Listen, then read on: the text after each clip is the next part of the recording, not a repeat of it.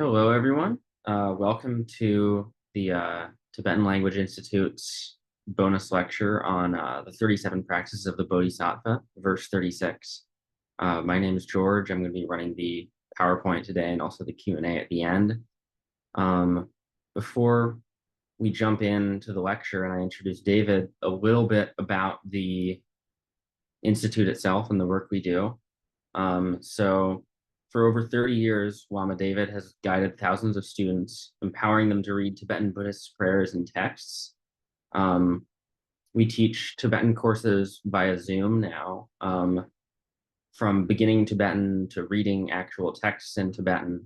All of our study materials are all meant to be very student-friendly, and we have free lectures occasionally, such as this one. We also have another one coming up in January, I think. And then we sell various practice and study aids and course packages and what have you. And all of that can be found on our website, which is www.tibetanlanguage.org. All right, so without any further ado, let's jump right into it. With the 37 practices. David, would you like to hop on?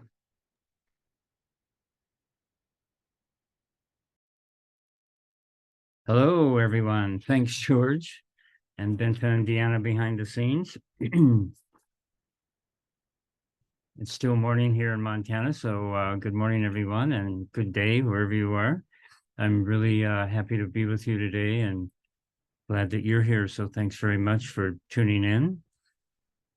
So what I have in mind today is just to show you, so there's probably a wide variety of experience in the people who are attending the audience here today.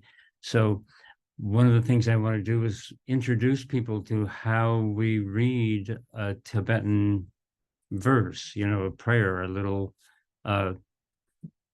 small unit of Tibetan.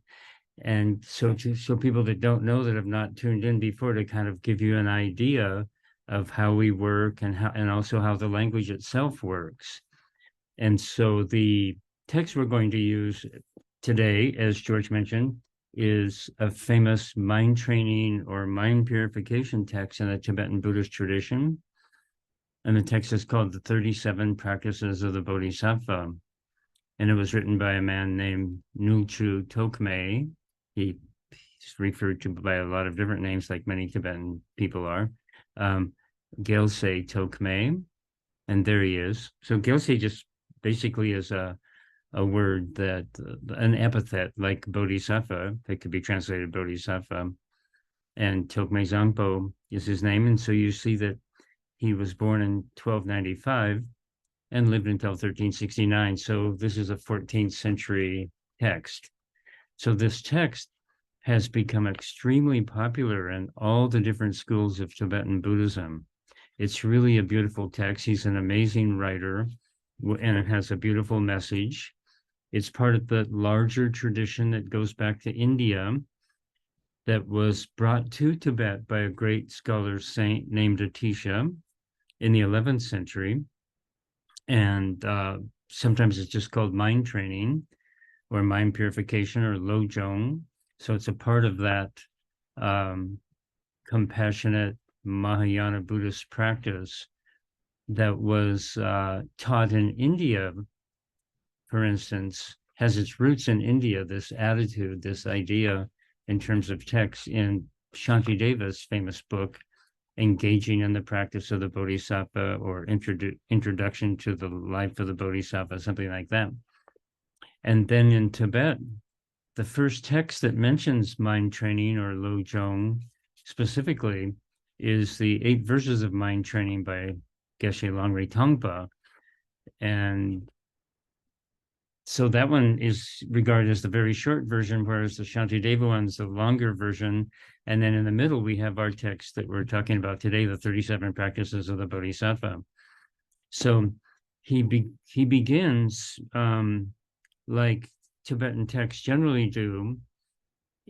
It is a small text of just 43 verses. So he has a title and then an homage. And from the homage, you can tell what kind of text it's going to be. And he pays homage to Chenrezig, or Avalokita, the Bodhisattva of love and compassion. So we know that's, you could say that's the genre of text that this is going to be. It's going to have something to do with compassion. And then he goes from there. The authors traditionally state their intention. You know, what am I up to with this text here? And so he explains that a little bit. And he explains that people have suffering and a lot of difficulty in life. And we have this thing called Buddhism, the teachings of the Buddha and the Buddha. And then we have a tradition of a lot of wise people that have become highly accomplished and liberated from all this normal suffering that ordinary people have. And the Dalai Lama, in his commentary on this text, points out that the Buddhas can't really liberate us. They become liberated themselves, but then what do they do then to help beings that are suffering? And what they do is teach. So then our author, Nushu Tokmé, or Gyalsé Tokmé, he says that what he wants to do is kind of participate in that helping of beings by teaching us a bit here. And he said that the way to gain liberation from suffering for people is that they engage in the practices that are taught, and so in the lineage. And so he's going to teach the practices.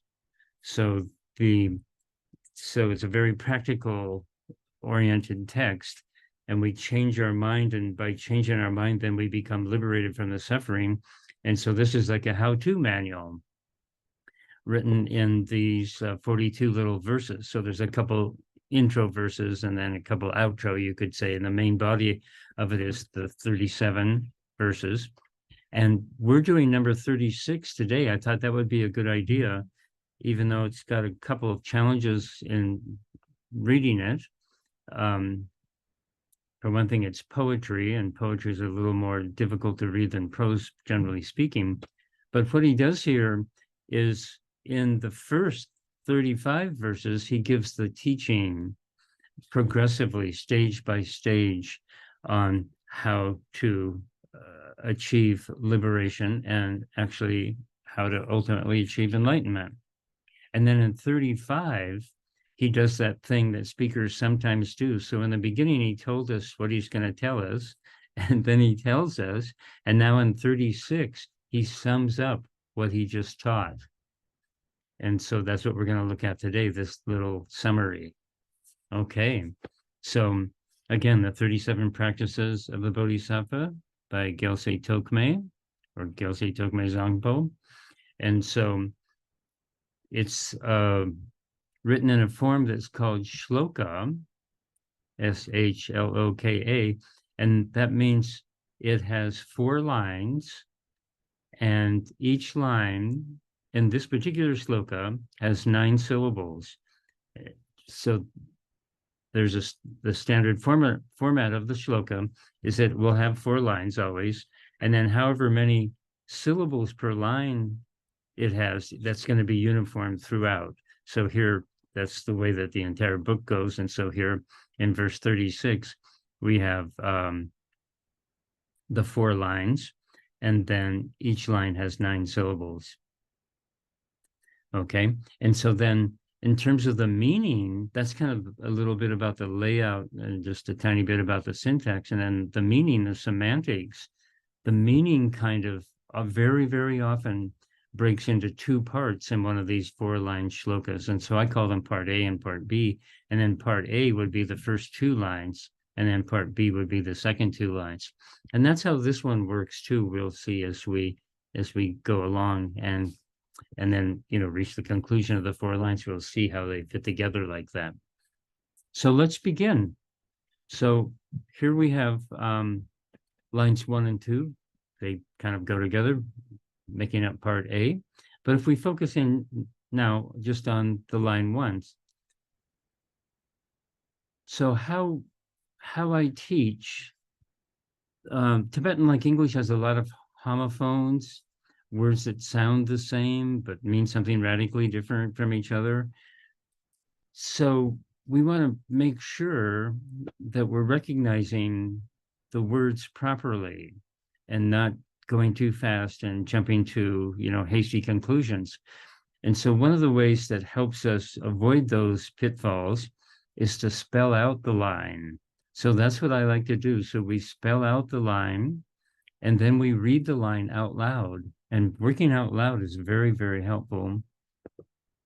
And then the third step is we analyze the line and and then we call that parsing. So we identify each of the parts of the line. And that's a twofold process. We talk about its grammar, like maybe it's this syllable is a noun. And then we talk about, well, what can that noun mean? So those two dimensions, again, the syntax and the semantics. But then when we analyze the line out and all of its parts like that, then we can read it. We read it for comprehension. And then as a further stage, if we like, we can translate it. So we'll practice all of those stages here today on each of these 4 lines. Okay, so I'll just begin with line 1 then and spell. So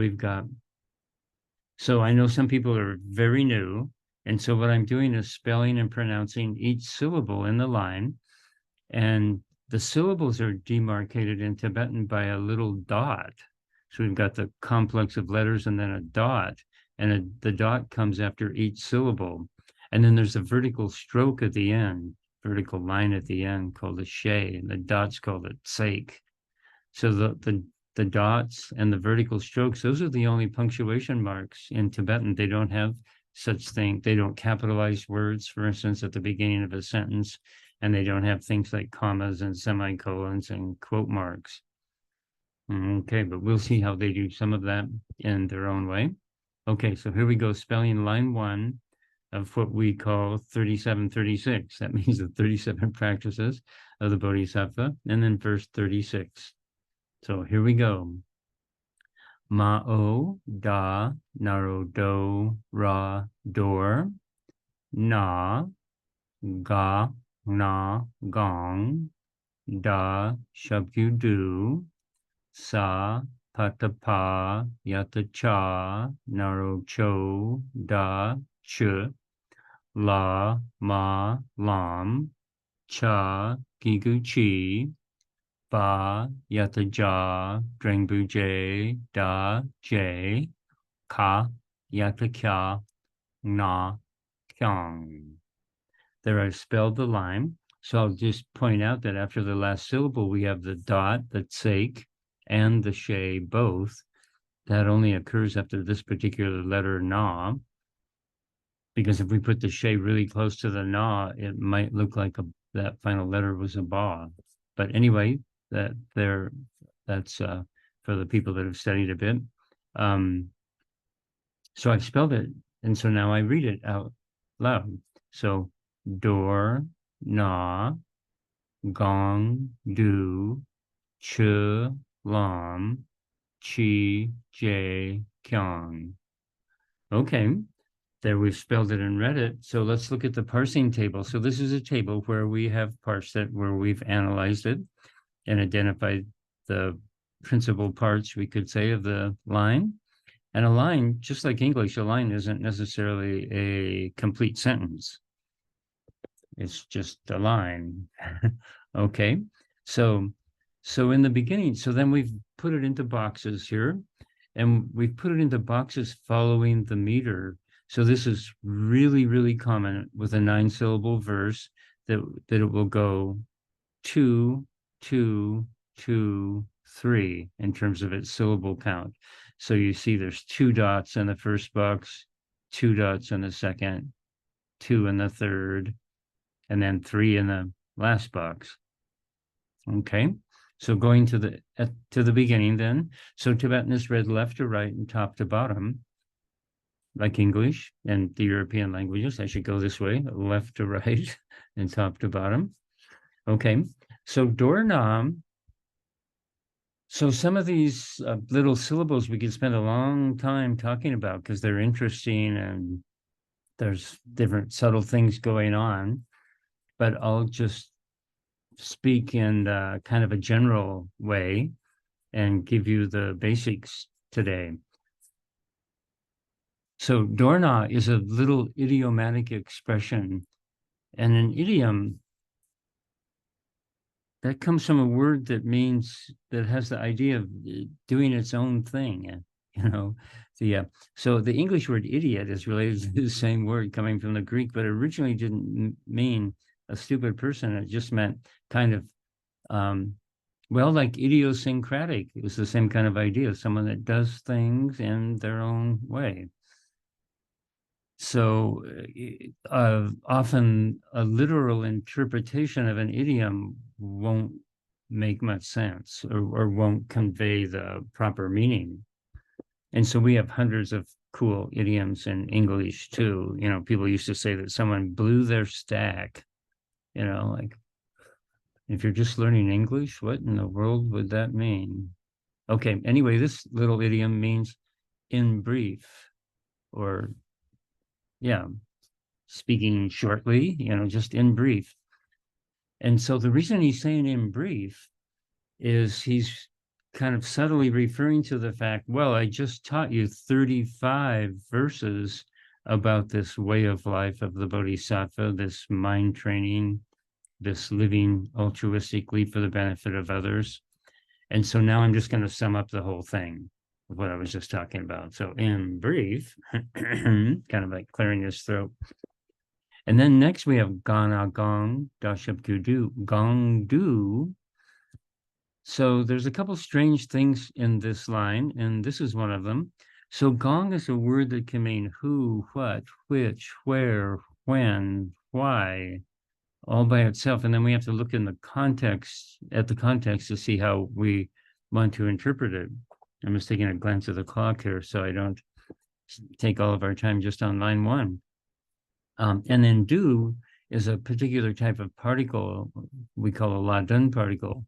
And the DT 27 to 33, that means that in our translation and parsing of this text called the Divine Tree, this type of particle, Dashab Kudu, is found on, that's actually a mistake there. I see that should be DT 20 to 26, where we have 27 to 33. That's an error, excuse me. But anyway, the Divine Tree is a grammar poem that has the Tibetan version. If someone wrote an English poem of 100 lines that had all the rules like I before E except after C, and A before consonants and N before vowels, right? That kind of thing. The Divine Tree is a 100-line poem that summarizes all of those rules like that, grammar rules. And so that it's a very, very good text to study. And like this text of 37 practices, it's 37 practices is like the complete Dharma teaching contained just in this tiny little book. And so too, there's a tremendous amount of grammatical knowledge that's woven into the Divine Tree book. So that's why we refer to it frequently here. Okay, so gong, which can mean what, which, who, where, when, why, etc. And then this dashab kudu particle, it can mean in or at, and several things like that on, you know. So gong du together can mean in whatever place or at whatever time or something like that, in whichever time. So it's a little bit general, non-specific. Okay, if we move on, then we find the cluster, the two-syllable cluster, sapatapayata cha naro cho da ch, la ma lam, chulam. So ch is a word with a lot of different meanings. The Chujuk is Shantideva's book, Entering the Practice of the Bodhisattva. So Chu can mean practice. it can mean action, it can mean activity, it can mean behavior, a lot of different things like that. And then lam is a word that means path. So Tibetans love to put two syllables together to make a new idea, right? So the new idea will have something to do with each of the syllables, but sometimes it's a bit abstract. So chulam, so chu is action or that which is done or accomplished. And then here it's together with the word path, but that comes to mean behavior in Tibetan. And so it's kind of literally path of action or something, but it's not translated that way. It can mean activity, so any activity that's undertaken. But, you know, the path has an idea of ongoingness to it, right? I mean, we can think of a path as a thing, but then if you think of traversing the path, there's a, kind of a beginning, a middle, and an end maybe to it. So there's an ongoingness. And so chulam can just mean one's daily activity, you know, your basic activity, you know, that you engage in an ongoing way throughout your days. Okay. And so we can just think of it as activity right now for a moment. And then we come to the last box, which is Chagiguchi, Bayata Jadring Buje Da Je, Kayata Kya Na Kyang, Chi Je Kyang. This is a little eccentric too. So there's there's at least 3 or 4 eccentric things in this line here. But this is a little odd, but a frequently seen thing. And Chagiguchi all by itself means what? And then Bayat the Jadring Buje Da Je is a verb and it means to do, to make, to perform. So it's combined with many, many words to create different shades of meaning and nuance. And then Kaya the Kya Na Kyang at the end is another kind of particle. So in Tibetan is a syllabic language. The individual syllables all have meaning or perform a function. You know, sometimes some people say that's true about English, but it's pretty abstract and esoteric if it is true. You take a word like table, it's got 2 syllables, right? Te and bull. But the te is not, doesn't, as far as I know, it doesn't mean anything. It's pretty hidden and lost and esoteric if it does mean something. And then bull, the same thing. You know, it doesn't mean something or indicate something. You know, bull is some kind of te, and so you put them together and it's like this thing I'm sitting at. But Tibetan is very much like that. We can examine each syllable. So here, the kyong is a syllable that gives the idea of an indefiniteness. And so we often do that in English with the word ever, like we see here, whatever. Okay, so how we get there is chi means what, and j means do, and the kyong means ever. Ooh. So it could be something like whatever you do. Okay, so now we've talked about all these parts. And if we just get real literal, it's not going to make too much sense, right? So we would have something like brief in, at whatever, or in whatever, practice, behavior path, what do ever. Oh my, what's going on here? So I think what's going on is that, oh, there's George just popped down to the bottom. See that? In brief, whenever you engage in any activity whatsoever. Okay, so that's a translation that I came up with for this. I think it's pretty close, pretty good. And so how did I get there? So Dorna, in brief, then Gong Du, whenever. So it just makes sense to me. This text, by the way, has probably been translated more times into non-Tibetan languages than anything. I'm very sure that there are many dozens of translations of this in English that are out there. I have 6, or I probably went digging, you know, through the collection of books, I might find 15 different translations of this. But basically, they all say the same thing. So I'm taking the gong du, which could refer to time or place, as time, because at the end, there's another qi gyong, what do ever. So I was kind of making that the what ever. So it's kind of like whatever you do whenever, but whatever you do activity. So something like whatever activity that you do whenever, something like that. So anyway, just as a working translation to conclude with something today, I came up with, George and I were working on this, he's helping me. In brief, whenever you engage in any activity whatsoever. Okay, at the end of going through all 4 of the verses, we'll look at a couple of other translations and just give you an idea how different people interpret, you make a lot of different decisions in translating even a single line, but how a few other remarkable translators have treated that line. But for now, let's go on to line 2. So this is the second part of what I talk of as part A of our 4-line verse. So we've got, now I'm going to spell it in Tibetan now.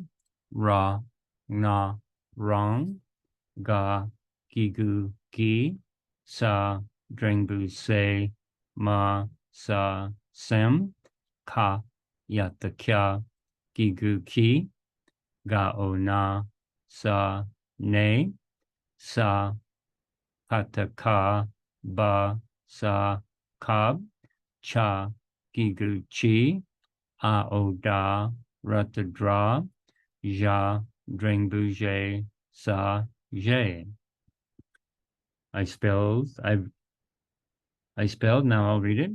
Rang, gi, sem, ki, ne, kab, chi, dra, je.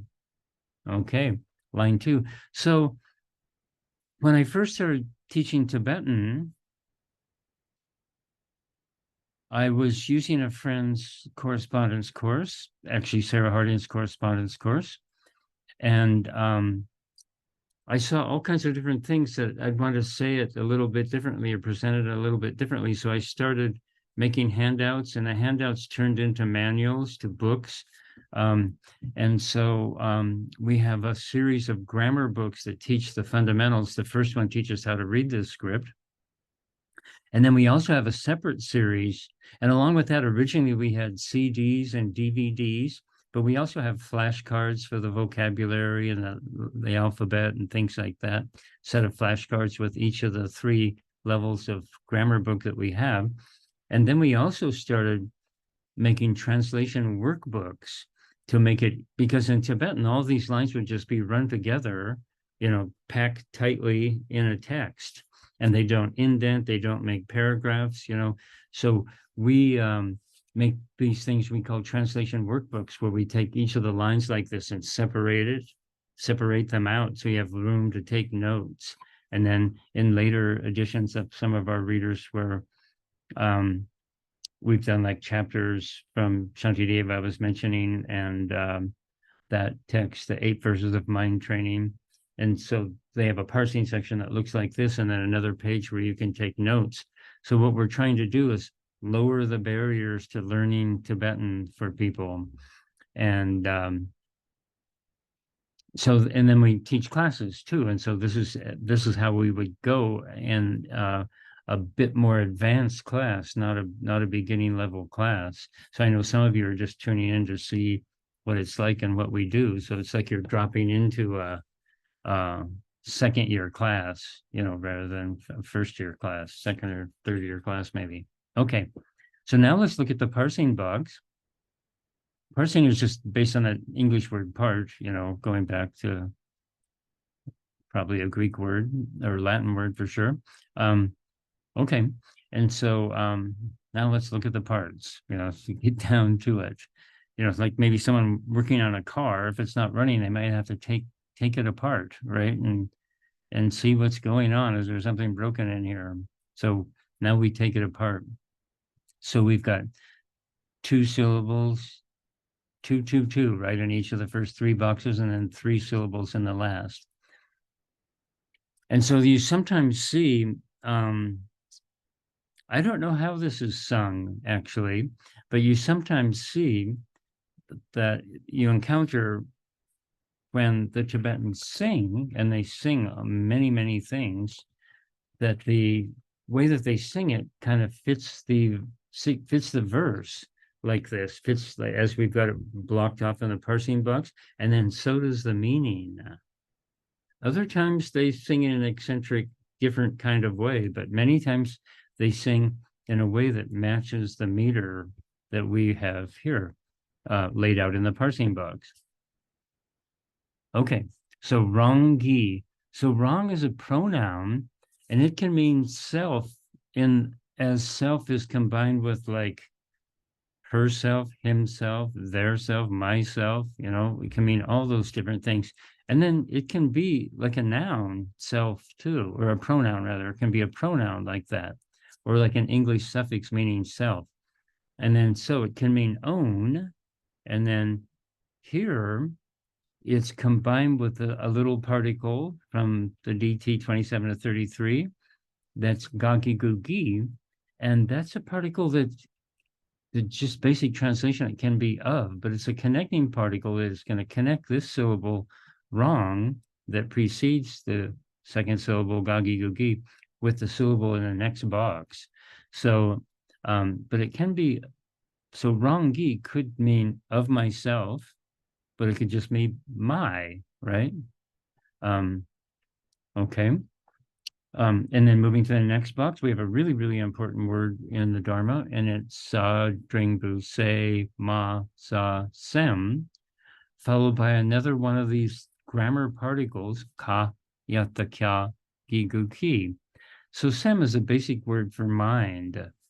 So it means mostly our ordinary conceptual mind, kind of our day-to-day mind of the, you know, relative reality. Worldly mind, you could say. And then this ki, kayata kyagigu ki, that's also a particle that's a connector. It's the same class. It's called a genitive particle. So like the generations are connected together. These genitive particles connect things together. So then I would jump right to the conclusion that since we have self connected to mind, that could be own mind or my mind or something like that. And then that concept of my mind is connected to the next box by that kayata kyagigu ki. So the second syllable in box 1 and the second syllable in box 2, they perform a function like a plus sign in math. So they're connectors. So sometimes I encourage people to put plus signs on top of them when you see them in a parsing box like this. And so then you could put parentheses around the first three syllables, rong, gi, sem, and you'd have own mind or my mind, and then of. So something's like going to connect to that. So we go on to the third box, and we have ga o nasa ne, sakataka basa kab, ne kab. So ne is a word that can mean situation or status, but it can mean place. Kind of its basic meaning is place. And then kab is a word that means occasion or time. So in a way, you could say this means something like place time, like the time and place of something. So that could be kind of like the condition or situation or state of something, right? What's the state of it? You know, where was it? When was it? You know, you could maybe see how they got to a word that could mean something like state or condition from that. Okay, so but then that makes sense, right? If we're going to hook that to my mind, then you've got like the situation with my mind or the condition of my mind. Oh, that's kind of making sense so far, right? Sometimes we come to conclusions like that and we get all excited about them, and then we read the next bit and we see it doesn't fit at all, so we have to change what we're thinking. And actually, that we do that every day, all the time when we read and when we listen to other people speak. Our mind is going so fast. I think it's a miracle that you can understand what I'm saying just in English, not let alone Tibetan, right? And I'm saying these words pretty quickly. I'm just talking at a normal rate of speed, but you're processing very, very fast. And then you're kind of concluding a little bit about what I'm going to say next based on what you already heard. But then if I say something really surprising, then you have to go back and reinterpret what you already heard. So I think we do this in reading and speaking, and listening all the time in English. And so one of the things we're doing, by the way, in learning Tibetan is we come to realize that there's a profound connection between language and thought. And the language that was consciously created and the writing that's done by a great master who's both one of the people I love to talk about. They're great masters of literature and language and writing and poetry and prose, and they're spiritual masters.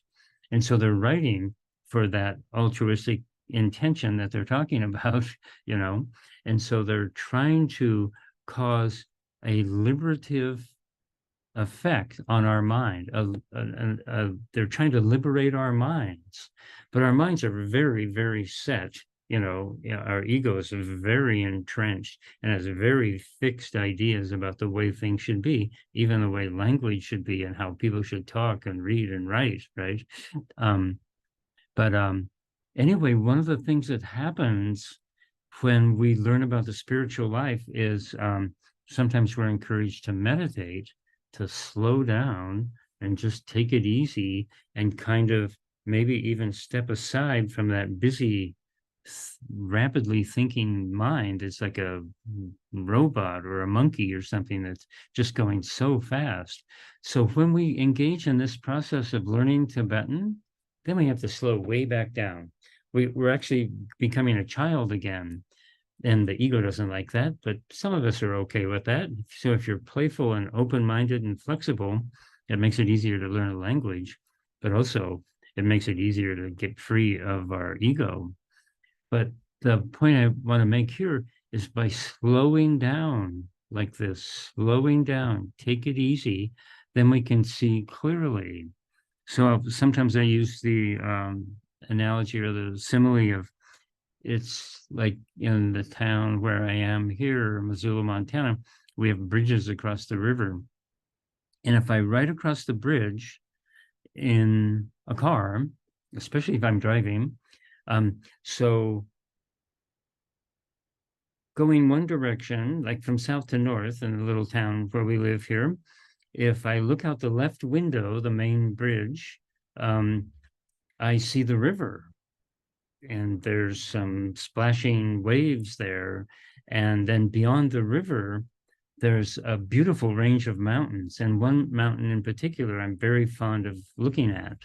And like the sunset happens over in that direction. But if I'm driving, I can't pay much attention to any of that, right? Well, if someone else is driving and I'm riding, then I can see it a little bit more.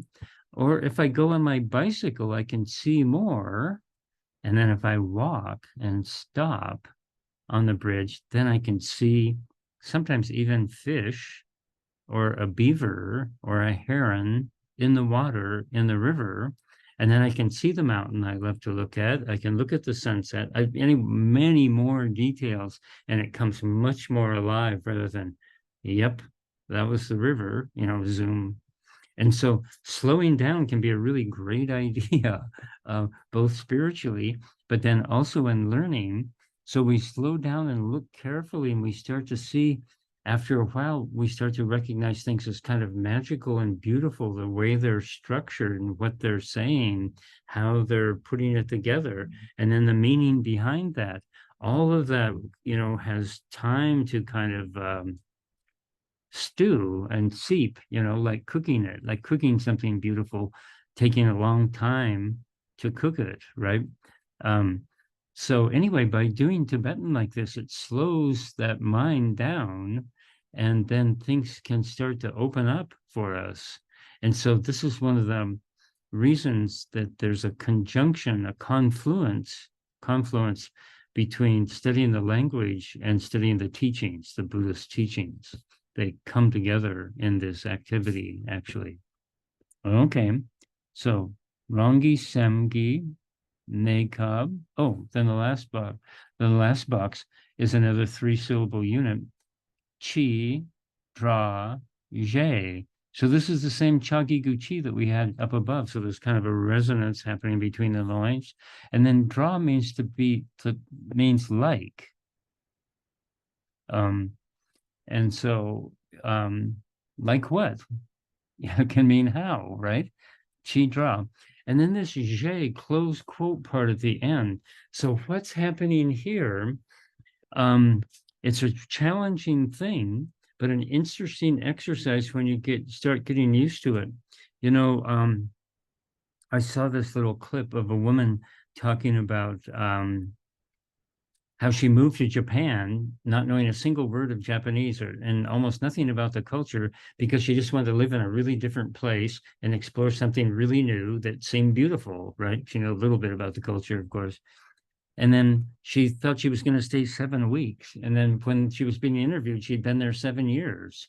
So she started looking, and then it just got more beautiful and more interesting. So she stayed, right? Okay. Anyway, one of the strange things about Tibetan that's going on here, there's an example of it here, is a lot is not stated. So we have to read the invisible. Actually, we have to read what's not there. So this je is a close quote particle. And it's assuming a verb. So what's being said so far is something like how, I'm just going to use a couple different words, but that are synonymous. What status own mind? What status of own mind? What status of my mind? That's what it says, close quote. So what's being suggested is that we ask ourselves, what's the status of our own mind? So then we can see how these two can fit together, right? In brief, whenever you engage in whatever activity you do, ask yourself or think about what's the status or what's the state of my mind? What's my mind up to? So that's part A. Let's go on to part B. Should we setting the stage in part A for part B? So part B, then we have lines 3 and 4.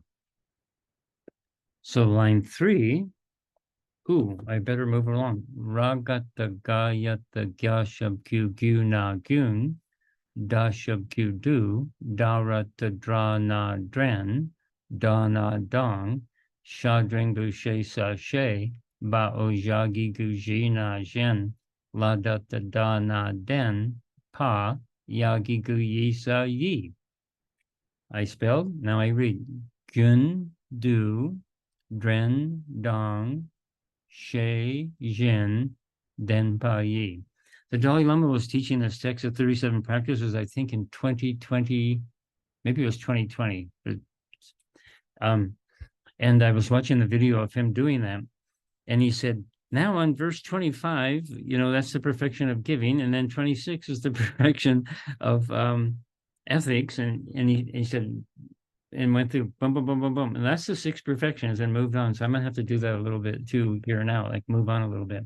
So gun is a great word that means flow or continue or continuum. And do is another one of those La-dun particles that can just make it like an adverb. And we make an adverb in English with ly. So gundu can mean continuously or continually. And then drendong. Dren means to remember, to be mindful. Really important Buddhist concept, right? And then dong is just a little particle that can mean and in English. And so we go on to box 3. She jin, first syllable she, means to know or to be aware of. And then jin is a particle that doesn't have to be translated, but gives the idea of this is kind of an ongoing activity. And then box 3, la da da da na den pa yagi gu yi sa yi. Denpa means to have or to possess. And then yi is a particle. So it's a dance between words and particles always that means by or due to or with. And so denpa yi could be by having. So, and then we can have by having and then pick up the continuously at the beginning, mindfulness and knowing, mindfulness and aware. So we've just been examining the activity of our own daily life, right? And now we're talking about something, and it ends with a by this, kind of a by this.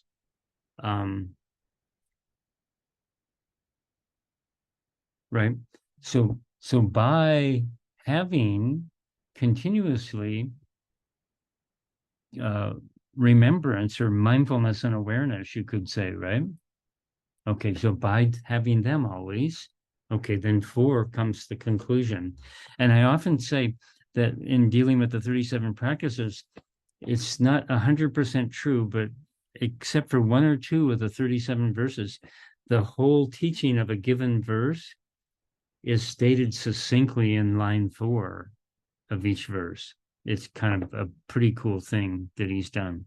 Okay, so spelling this one, we've got ga o ja na zhen, da na do na dun, sagata garata dra shabku dru ba drup, pa, ragata gayata gya la gyal, sarata sa sa se, la ga lak, la dringbu le na len, yagi gu yi na yen.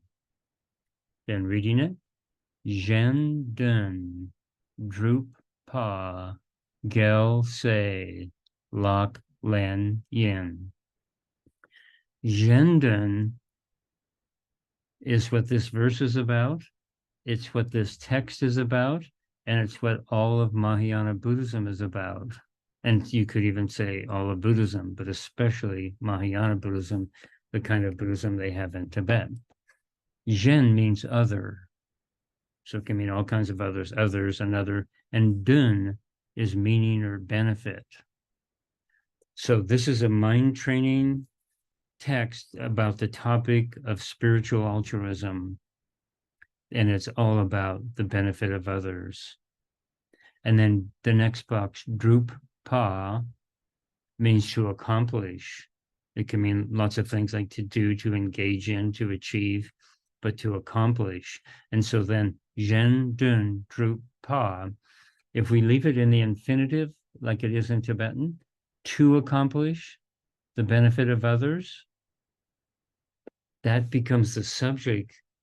If we take line 4 as a sentence all by itself, that's the subject, to accomplish the benefit of others. Okay. Then if we jump all the way to the end and look at the last syllable, that's yin. That's the is word in Tibetan. So accomplish the benefit of others is lak len. Lak means hand and len means practice. So, excuse me, len means take. I got ahead of myself. Lak len. Lak is hand, len is take. So take it in hand. That's kind of a metaphorical, poetic way that the Tibetans say practice. They have a lot of words for practice. This is one of the expressions, take it in hand. So the last line says, to accomplish the benefit of others is the practice of, and then the third box on the end, Gyalsé. That's in his name, Gyalsé Tokmé. Remember I said that was Bodhisattva? Gyal is a victor, someone who's conquered all the things that limit, all the enemies to freedom and enlightenment. That's a word for a Buddha. And Sé is an offspring, like it's an honorific word for child. And so, but they're not children exactly, but it means like offspring of the victor means Bodhisattva. So line 4 then says, to accomplish the benefit of others is the practice of the Bodhisattva. And this is the summation in our little verse here of the 37 practices of the Bodhisattva. So let's look briefly now at we've borrowed some translations from other people. So Ruth Sunam says, I highly recommend any book with her name on it. She and her teacher, Geshe Sunam, conspired to write all these beautiful commentaries and translations on texts, and they have done the 37 practices. And her translation is, in brief, whatever you're doing, she doesn't talk about the time. They left that out. In brief, whatever you're doing, ask yourself, what's the state of my mind? With constant mindfulness and mental alertness, accomplish others' good. This is the practice of bodhisattvas. Suzanne Fairclough, who's a practitioner, scholar, and an excellent translator, has a lovely little edition of the book herself. And she says, in brief, whenever you undertake any activity, so see, she gets the time, the whenever, and then the whatever activity idea, she keeps both of them in there. Ask yourself, what is the state of my mind? To bring about the benefit of others by always remembering and being aware is the practice of a bodhisattva. And then Suzanne Shevsky, I don't know too much about her other than she's a serious scholar practitioner also, and a student of the great scholar Khenpo Sutram Gyalsé, who suggests that kind of as a preliminary, or maybe a post Nundro, that his students read this text 1,000 times, and they publish a little book with circles in the back, and each time you read 1,000 circles, you put a check. That would beautify anybody's life. Anyway, she says, so some of my friends decided to do it 21 times, something I highly recommend also. In brief, wherever you are and whatever you do, always examine the state of your mind. So she's putting in, but anyway, I'll let that go. Cultivating mindfulness and awareness continuously to benefit others is the practice of a bodhisattva. So she doesn't say, ask yourself, what's the state of my own mind? So she puts in the verb, which isn't there. Examine the state of your own mind, which gets the meaning across beautifully, I think. So I think all three of those are excellent. And then here's my version. In brief, whenever you engage in any activity whatsoever, ask, what is the state of my mind? To accomplish the benefit of others with continuous mindfulness and awareness is the practice of a bodhisattva. So there you go. I went way too long, but maybe we still have time now for a Q&A. Does anyone have a question? Any questions come in? I think we forgot to tell people they can ask questions during. Yeah, I remembered that I forgot to say that about 15 minutes in, but I didn't want to harsh your mellow. It seems we've got one, and while we're answering this one, if anyone else comes up with any questions, please don't hesitate to drop them in either the chat or the Q&A. Richard asks, what choreography of the mind, I love that phrase, is it possible to say which contributed more, the mind of the Tibetan person and culture, or the development of this Tibetan language in order to transcribe Buddhism from India? Sounds like a liberating marriage. Yeah, I really think it was a great point, Richard, in the question there. Yeah, it's something exceedingly profound and beautiful that gets more amazing each day for me. So my analogy of like standing on the bridge and looking at the fish and whatnot, one time I walked across the bridge, I walked across the river right there. It was summertime and the river was low. So then I walked across the river and then I felt the water rushing on my legs and smelt the air and, just so then it's a whole other experience besides just stopping and looking. So that's what's happens to us when we get into the Tibetan language, with this kind of attitude that was, suggested by Richard's comments there. It's quite a beautiful experience. Next question comes from Laura, who asks, in lines 1 and 3, the syllable dashapudu, which is here and then here, Translated differently, how do you know which Ladan meaning should be used in which situation? Well, you don't always really know. So oftentimes it takes some reflection, but you have to study the context quite carefully, see what's around it and how it would work. So sometimes when I'm doing something like this, going through it, when I see a la done, I'll just label it as a la done particle. And then once I've seen the whole line, and sometimes the whole verse, the whole 4 lines, then I decide what to do with it. But you can't give like a real ready answer to that question. It's a complex situation. And so one of the things the divine tree does is help us identify the Ladan particles, but then we study the grammar to see what are all the different kinds of things that a Ladan particle can do. So that's why we study the grammar, and then kind of armed with that and looking at the context, and we decide. But yeah, it's an involved situation that largely the answer is context, looking at the context. Okay. Good question. Thank you. Barbara asks, as a new learner, it's helpful to learn the translation process, spell, read, then go after meaning.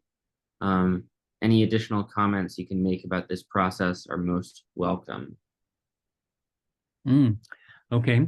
So we constantly, some people have been saying with me a long time, I've heard this too many times, but maybe not too many, but very many. So we constantly want to study the grammar. That's a never-ending process. Our whole lives we're just studying and learning about the subtleties and the beauty of the grammar.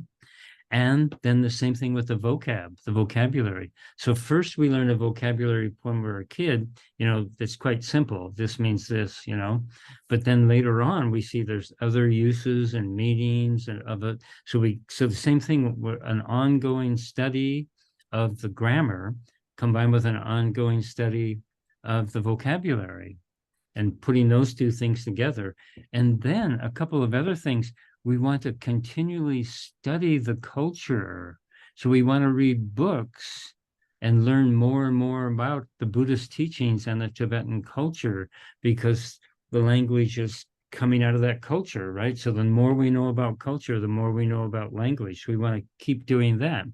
And then if we want to translate it into English, we want to keep reading beautiful English. So the great books of English we want to read. So well, can I think of one example off the top of my head? Well, Shakespeare, obviously, but I'm reading Herman Melville. It's beautiful, transcendent language. So we want to read high and beautiful language and maybe start where we are. Maybe you don't want to jump into Shakespeare immediately, or Emily Dickinson, for instance. When someone learns English, you don't want to lay Emily Dickinson poem on them, it's pretty challenging, but it's very beautiful and fantastic, but it's a really high level of English. But we always want to, let me put it this way, improve what we're reading in English. So we always say you are what you eat. For a long, long time, I've been saying you are what you read. So we want to read high and beautiful English and start where we are, and read something at our level, or maybe just beyond our level a little bit to stretch us, but always reading English, beautiful English. And then listening. Now we have YouTube, listening to lectures by people that are amazing. One of the beautiful things that happened when I first got into the Dharma is I heard Jeffrey Hopkins translate for the Dalai Lama. And it just completely blew my mind. It was just a beautiful experience. What he does with English, wow. And then, of course, then there was the being of the Dalai Lama. So it was a twofold kind of whammy. But that's what I suggest. Constant study of the grammar and the vocab, reading Tibetan, learning more and more about the culture, and more about the Dharma, of course, which is the culture, you could say. And then refining our English, always working on that. Next question comes from Oscar. What do you think the future of the Dharma looks like in the world? Where is it going? Is it disappearing from some places and taking root in others? What about the Tibetan language part? Will it become sort of ethereal, like Sanskrit became in Tibet and like Latin became in Europe during the spread of Christianity.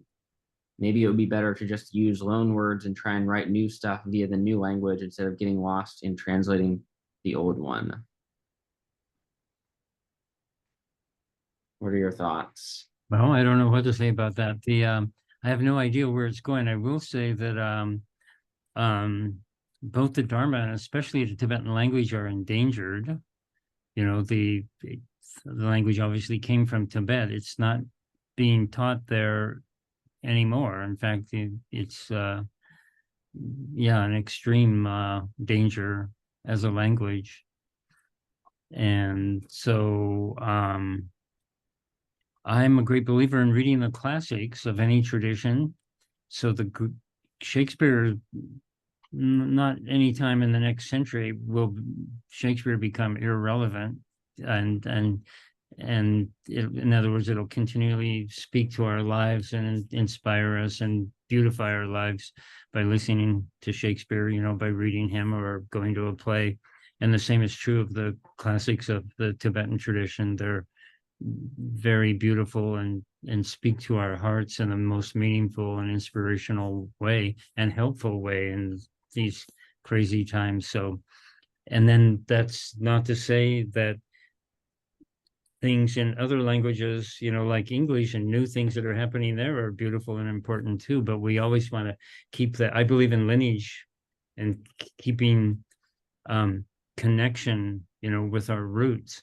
And the greatest of the writings of just about any language, but certainly when we look at Greek and Latin and Sanskrit and Tibetan and Chinese, you know, there's very, very rich and beautiful things there that will still be speaking to us always. Okay. Hopefully that was helpful. What do we got next? I think Liam's comment is somewhat in response to Oscar's or building off of it. But he says, I would like to think that learning Tibetan is the same as fighting the CCP, or the pen is mightier than the sword, and can help preserve the Tibetan culture. All right. I think that's all we got, unless we get another question in the next 10 seconds. But thanks a bunch for tuning in, everyone, and we hope to see you in the new classes in the new year. So have a great day, everyone. Okay. Thanks so very much, George. Thanks, Beth and Deanna, too, behind the scenes. Thanks of all of you for attending, and tell your friends and spread the word. And yes, have a beautiful day. And yeah, I was going to say bun continuation. Happy continuation. I hope you explore Tibetan and the Dharma and continue that exploration. It becomes something extremely beautiful and meaningful in your life. Okay, go gently. Tasha Dele. Thanks very, very much. Tuji Che.